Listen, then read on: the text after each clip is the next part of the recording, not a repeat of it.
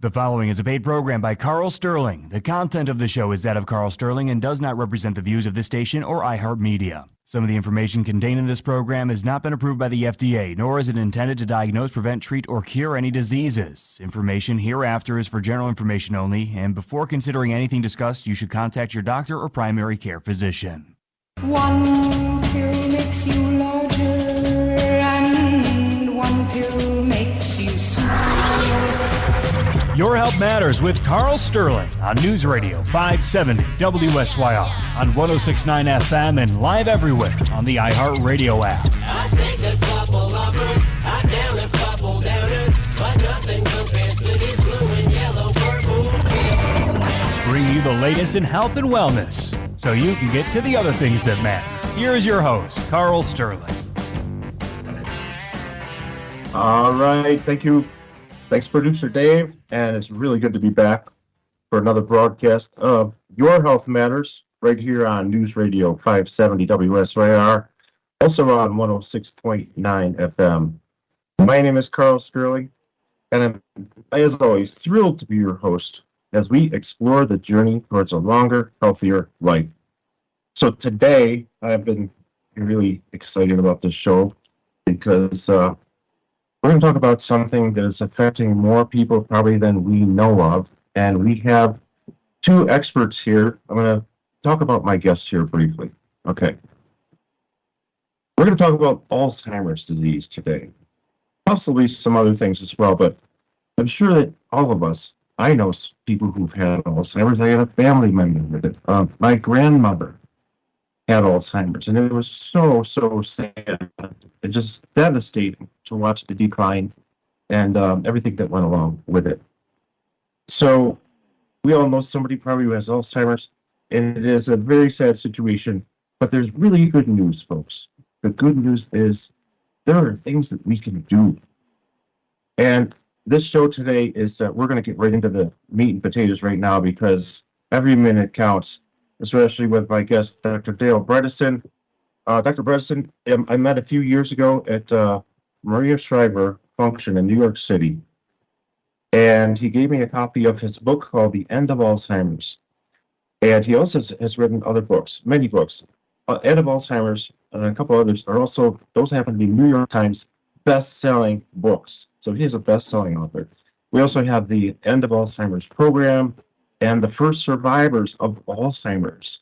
So that's just the beginning, folks, because we have a lot to talk about today with some talking points. But first, I'd like to introduce and welcome Dr. Dale Bredesen. Thank you, sir, for taking this time. It's good to be with you again. Thanks very much, Carl. Great to be here. Fantastic. And just one second, because I also want to introduce somebody who's no stranger to this show, the former host of this show, and the area's only Bredesen protocol provider. And of course, that's the man, the myth, and the legend, Dr. Joe Barry. Dr. Barry, how you doing today? Thank you, Carl. It's great to be on the show, and it's an honor, really, to be on the show with Dr. Bredesen. Well, you know, I've been thinking about this show a lot.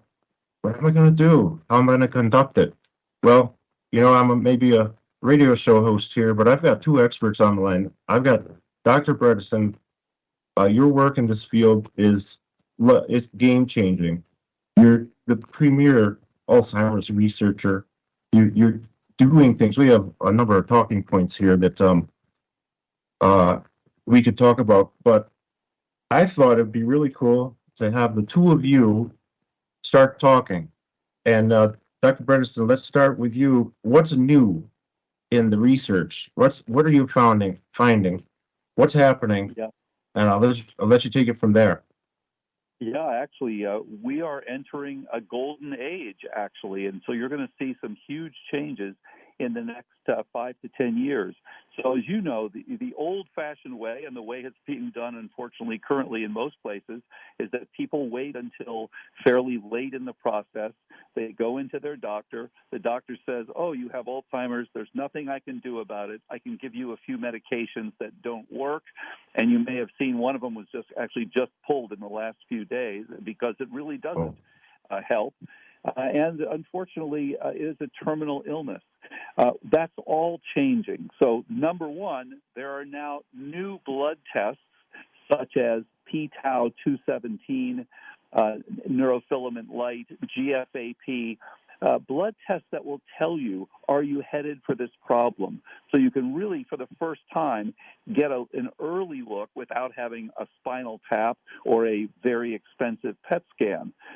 So that's changing tremendously. Secondly, we understand that this is a very preventable disease. We're really getting to the point where we will be able to say Alzheimer's disease is optional. If you get in, we recommend everyone get a cognoscopy, just as we all know we should get a colonoscopy when we turn 50. You should get a cognoscopy, which is fairly simple with some blood tests, an online cognitive assessment, and if you're already having some cognitive issues, include an MRI with volumetrics. But if you don't even need to get that. So it's pretty easy. If you're 40 years of age or older, please get that. Now, with these new blood tests, you can see if you're headed for problems, and you shouldn't worry about it because, in fact, there's a lot you can do. The other thing is we now have people who are over 10 years. This is a paper that's in press, will come out in a few months. Over 10 years of sustained improvement, which is unprecedented.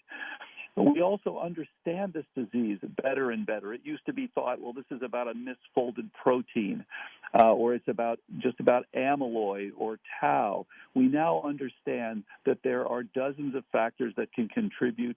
There can be things like chronic infections. There can be things like poor sleep, stress, leaky gut. There are dozens of things that can contribute. We can identify these things for each person. There are different sets of contributors, and we can address these things. There is now a documentary streaming that you can see on Amazon Prime, which is called Memories for Life, Reversing Alzheimer's, narrated by Michael Bublé, who did a great job, and talks about these things and shows people who have improved and sustained their improvement. So we really are entering a golden age where things are going to be better and better, and this will ultimately become a former scourge, just as happened with leprosy and polio and things like that.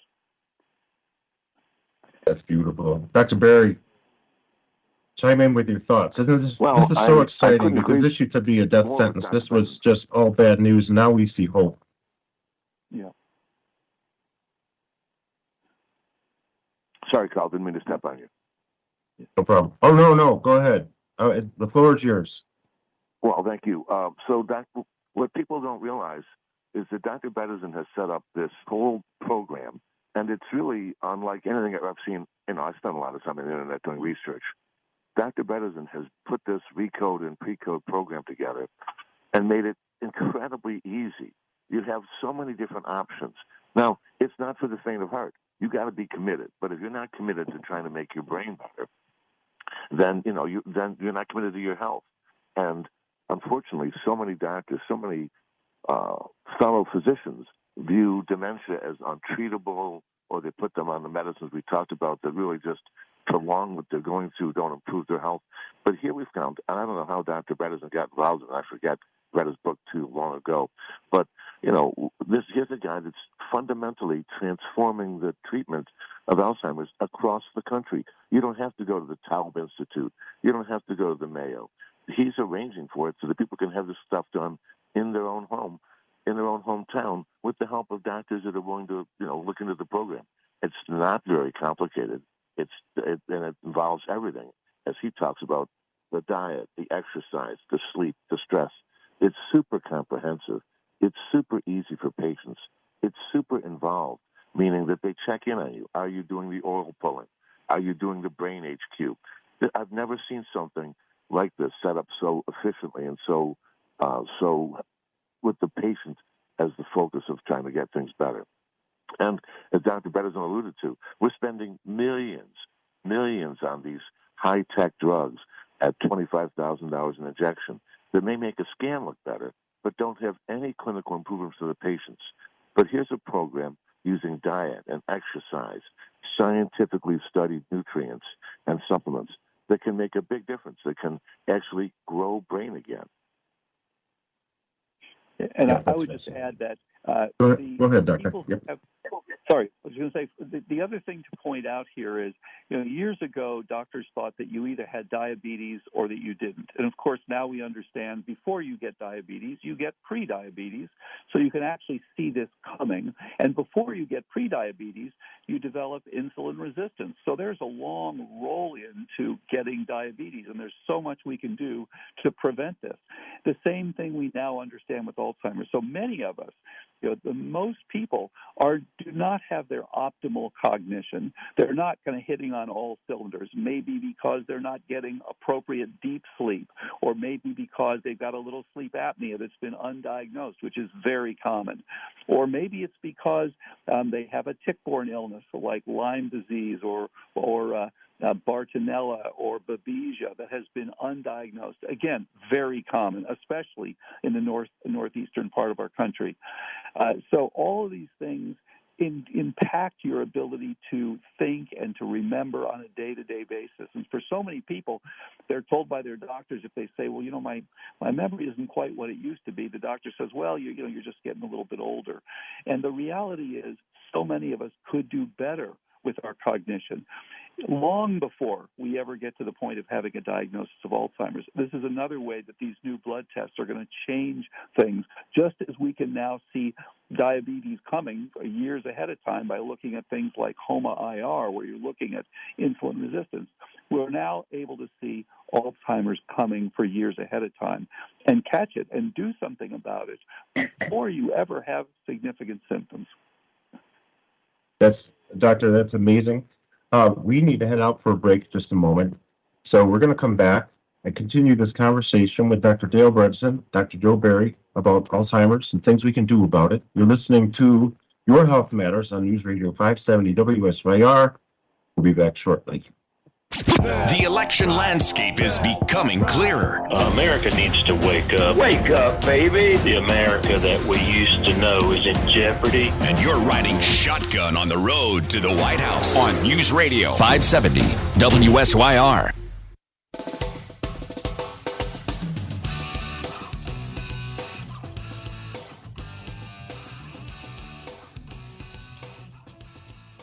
All right, we're back. We're talking about Alzheimer's today and dementia.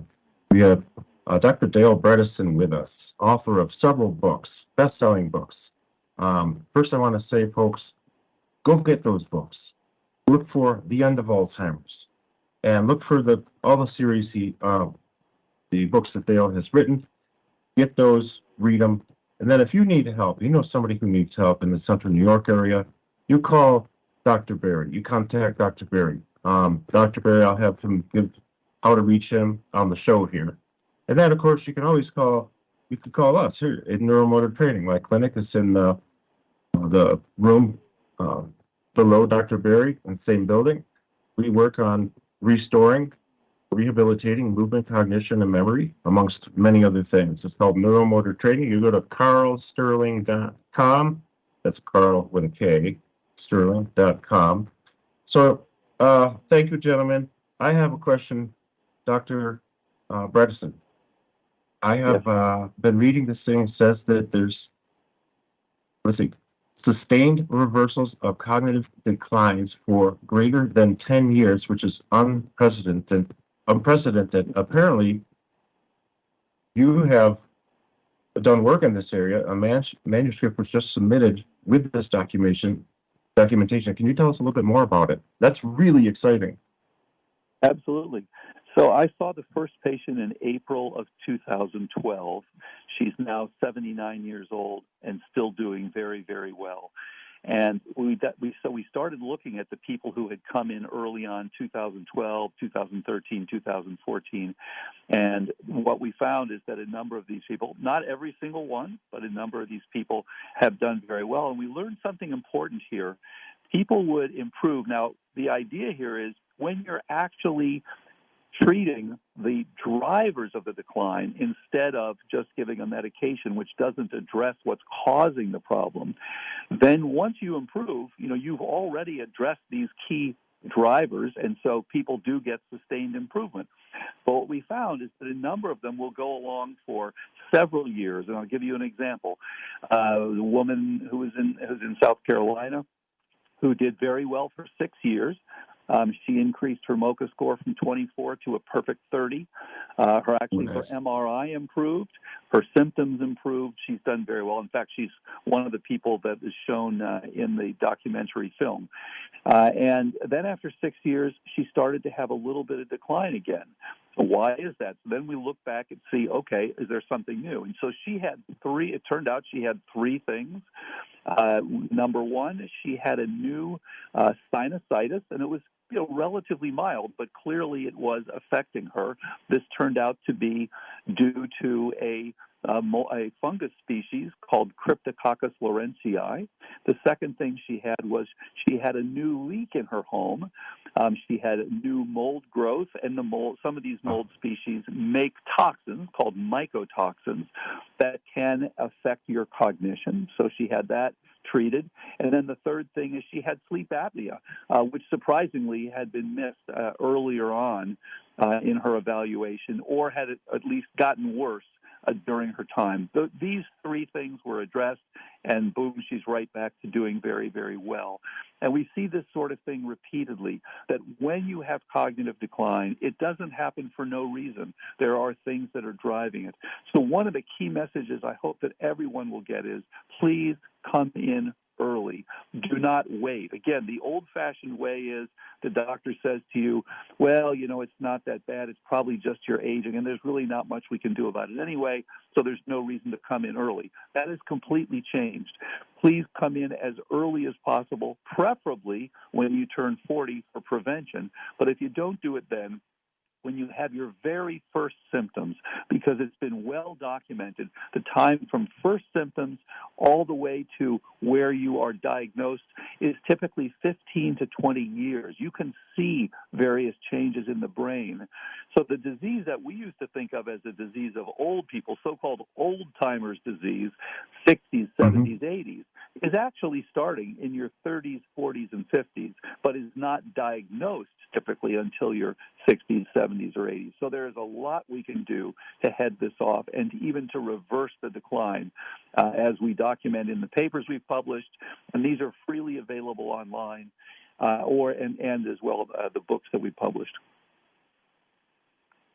Beautiful. Dr. Berry, what are your thoughts? The way I like to refer to it is I tell people, when do you want to put the fire out? You want to put it out when it's in the trash can, or do you want to put it out when the whole front porch is burning? It's so much more important. It's so much easier to deal with the issues when people have a little bit of cognitive issues than when they're frankly demented. And again, here I think, and I hate to harp on this, doctors are doing a terrible job at screening for dementia. For my mother was demented for years before the doctor picked it up, because he would ask the usual questions. How you doing? Any problems? Are you taking your medicines? People are not going to volunteer. They're having trouble with their memory. It's embarrassing and it's frightening to them. That's why I think my profession, primary care, has to do a better job of routine screening. You can do a MoCA. You can do a mini-COG. You can do whatever you want, an MMSE, if you pay the copyrights. But test people. I tell people, I want to do a physical on you, but I also want to do a mental on you. I want to look at your mood. I want to look at your memory. And if we don't have a baseline, how do we know if it's slipping? Do you have mild cognitive impairment? Do you have the newer term subjective cognitive impairment, where you score perfectly on the tests, but you still feel you're not yourself? There are some things that can be done. And when you look at the program that Dr. Bredesen put together, it's all spoon-fed to you. Check for heavy metals. Check for mold. Check for sleep apnea. Check circulation. I mean, it's really a very thorough and aggressive way of trying to, you get cancer, you can get through it. You get heart disease, you can get through it. You get dementia. Unless you really step up your game, it's not going to be pretty. And for the first time in years, we have a really appropriate, dedicated, targeted program. Unlike, I was hoping that Upstate would do this. Let the university doctors, they're the center of knowledge. Why aren't they picking up these programs? I don't know. I think it's because everyone's looking for one pill, one injection. And as Dr. Bredesen has pointed out in his books, it's not that one-size-fits-all approach. Each person's dementia is different. and the approach to each person has to be individualized. And that's, again, why I'm such a big fan of the Recode and Precode programs. Thank you. And if I could add, there's a simple online test called a CQ test, free online. Get if you just look up CQ test or you look up Apollo Health Go.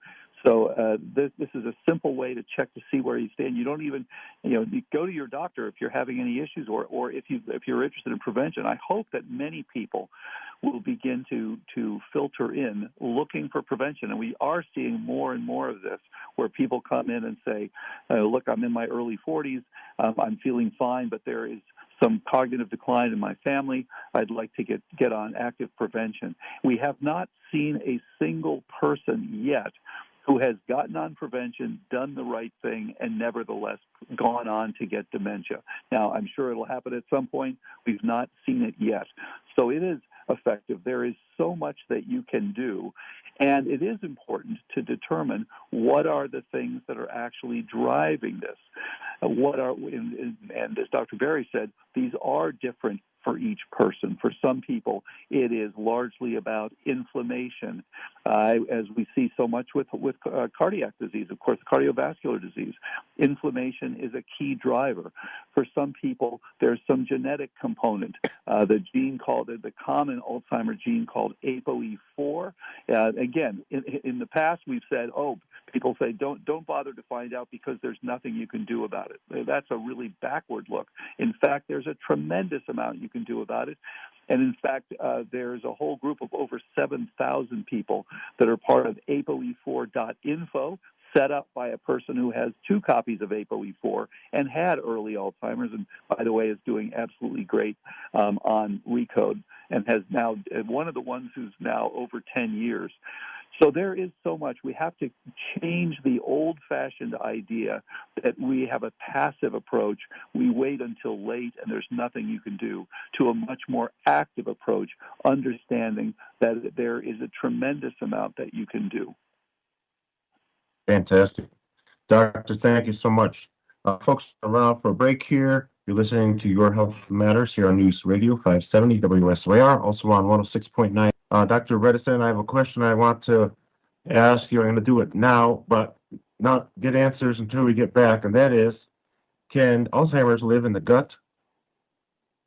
Perhaps Great point. in 20 years before it makes it to the brain? Thank you. We'll be back soon, folks. Thank you.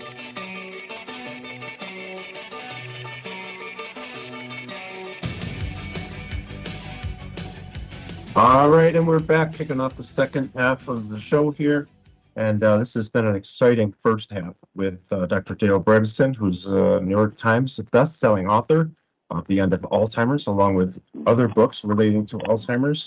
Also with me is Dr. Joe Berry, the Syracuse area's only Bredesen protocol provider. I was thinking about the Survivor book just now.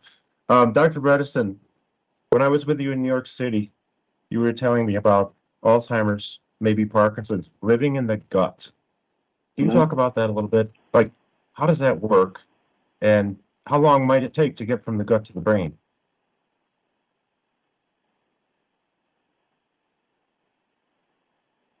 So we're connected here. Are we good?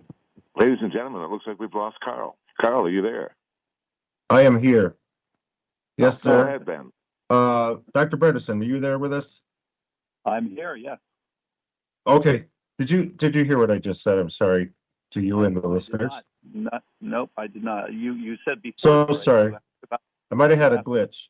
Well, what I wanted to ask, can you tell me about Parkinson's and Alzheimer's? I remember we were in New York City talking, and you were saying how it can live in the gut for maybe even a couple of decades before it gets to the brain. Can you tell us about that? Yeah, that's such a good point. And so it's been shown over the last several years that the gut microbiome plays a very important role in numerous diseases. And does include, as you mentioned, Parkinson's disease and also Alzheimer's disease. And so we are headed to an era where part of this treatment is going to be optimizing your gut microbiome. We already, in our approach, use prebiotics, probiotics, and postbiotics that can all be helpful. But what happens is, you have a remarkable colony throughout your gut, mainly in the large intestine, of course, and there are critical players, all sorts of different organisms. These include bacteriophage and include viruses and include many species of bacteria. And include various fungal species and things like this. And, of course, in some cases, parasitic species and things like that. These have all sorts of impact on what happens to the food you eat.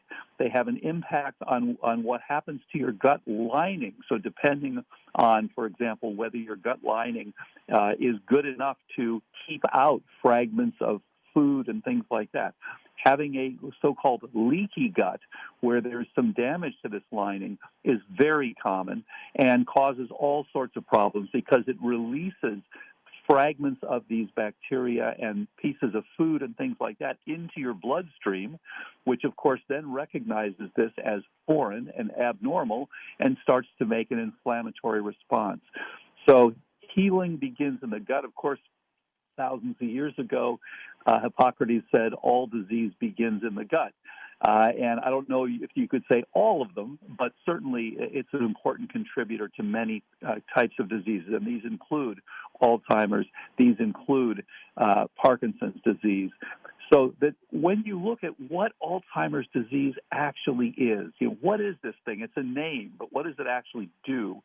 What we found in the research lab is that fundamentally, this is a network insufficiency. You have all sorts of different contributors to the supply side.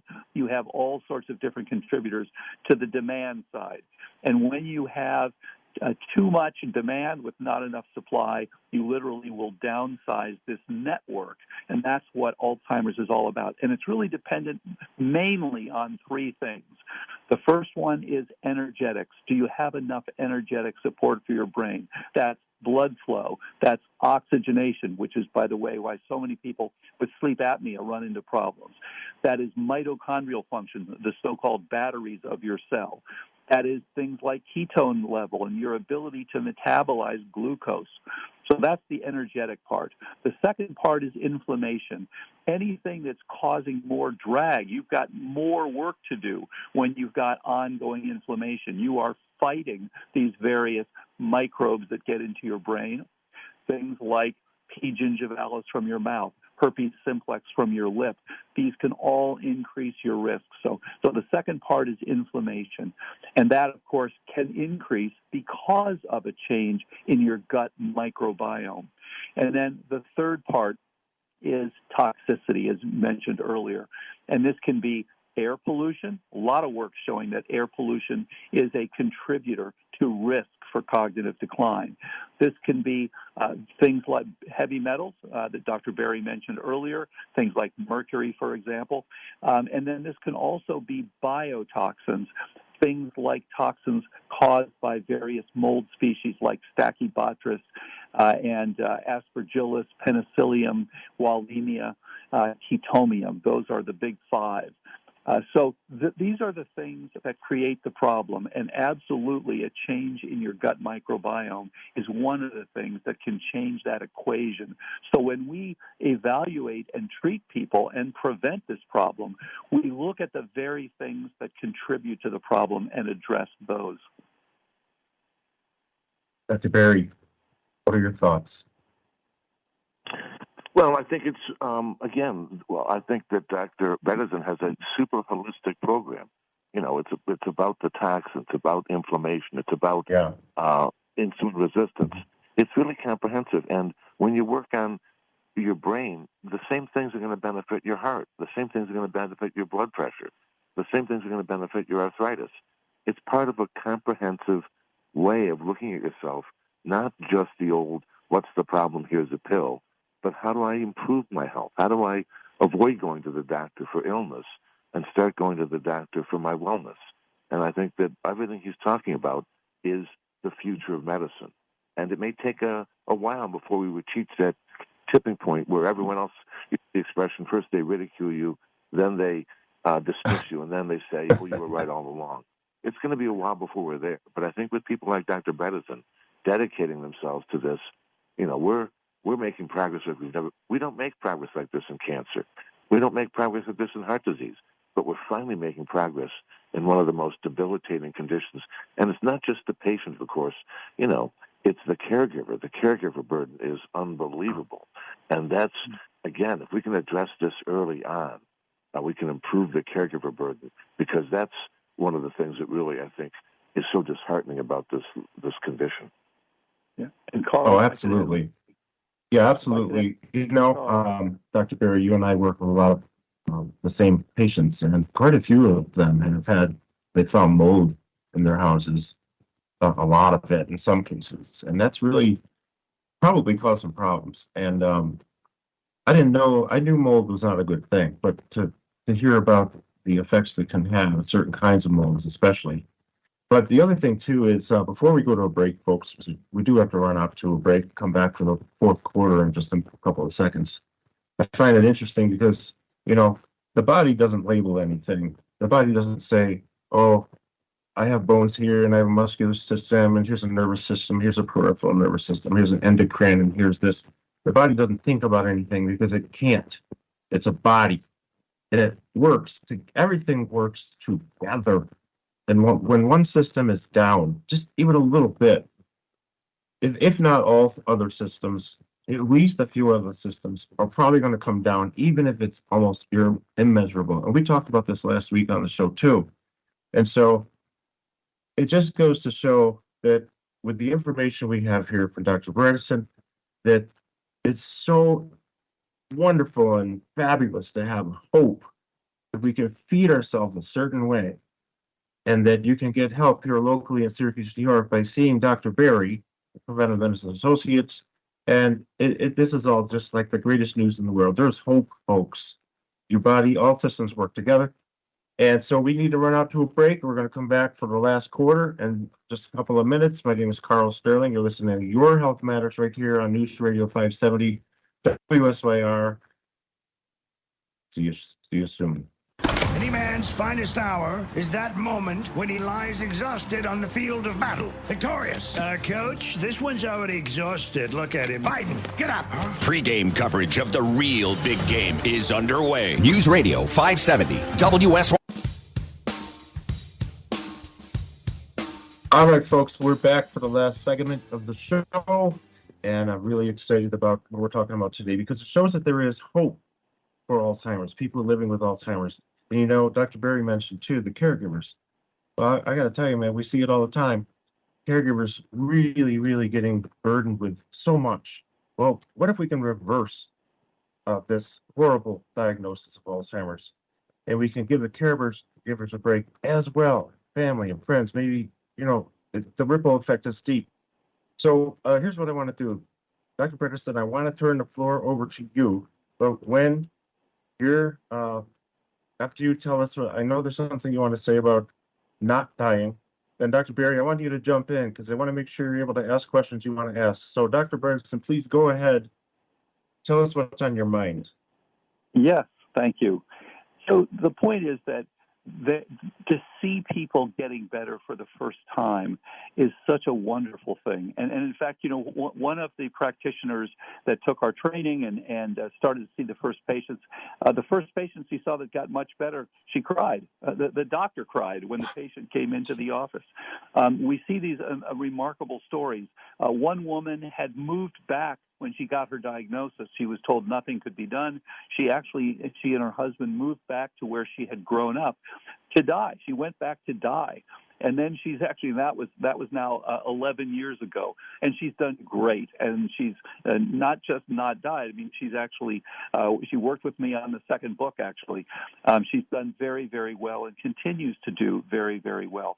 Another guy, a man in his late 60s, said, I've allowed myself to talk to my grandchildren about the future once again. He had told them, you can't talk about the future. Another woman, her grandchildren said that she would mix up their names all the time, and now she remembers to pick them up. She knows their names, no problem.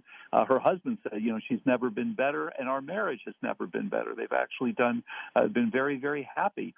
So to see these people getting better and staying better is a blessing. It's wonderful to see that. And this doesn't mean that this happens to every single person. Again, the earlier, just as Dr. Berry said, the earlier you get in, the better, the more complete the improvement, and the easier it is to do. So again, I urge everyone, please get evaluated, please get in early, and let's change the world and make it so that there is a lesser burden of dementia. This is a huge problem around the world. We can reduce it dramatically if everyone will do the right thing. Dr. Berry. Well, I just couldn't agree more with Dr. Bredesen. And I think that we're on the cusp and the age of really making a difference in healthcare. And I understand if you're a little discouraged because this is not a thing that's offered everywhere by everyone, but things are getting better. And the internet has made, I think, such a huge difference in terms of getting information to people and helping different people come together, nutritionists, physical therapists, etc., because it is a multidisciplinary thing. But that does, and it's daunting. But if you look at something like Recode or Precode, everything is thought out for you. You want to get your own supplements? Great. Would you like to have them get the supplements for you? No problem. You want to do your own dining stuff? Super-de-duper. If you can't be bothered with all that, you want prepackaged meals delivered to you, they've got that option as well. I've never seen anything so comprehensive, and I'm really quite, I think, privileged and honored to be part of it, even in the tiny way that I am. Again, thank you very much, Dr. Bredesen. Thank you, Dr. Berry, and thank you for all the great work you're doing with your patients. Well, I can speak for on behalf of Dr. Berry, having known him many years. He's thinking outside the box. Dr. Bredesen, respectfully, so are you. That's why we're talking, is because we're not normal. Normal gets normal, and that's usually no good. So it's when it comes to our health, the way it's been going, and not to diss any community. I'm not trying to come down on the medical community, but my son is a doctor. He's an MD, but he'll agree with me. So just people need to be looking deeper, looking into longevity, looking into what's really going on, getting the proper blood tests, the proper testing, and the proper interventions, things like diet, exercise, working on not just the body, movement, balance, all the normal things you think of with work. All right, folks, we're back for the last segment of the show, and I'm really excited about what we're talking about today because it shows that there is hope for Alzheimer's, people living with Alzheimer's. And Dr. Berry mentioned too, the caregivers. Well, I got to tell you, man, we see it all the time. Caregivers really, really getting burdened with so much. Well, what if we can reverse this horrible diagnosis of Alzheimer's, and we can give the caregivers a break as well, family and friends. Maybe the ripple effect is deep. So here's what I want to do, Dr. Bredesen. I want to turn the floor over to you, but when you're after you tell us, I know there's something you want to say about not dying. Then, Dr. Berry, I want you to jump in because I want to make sure you're able to ask questions you want to ask. So, Dr. Bredesen, please go ahead. Tell us what's on your mind. Yes, thank you.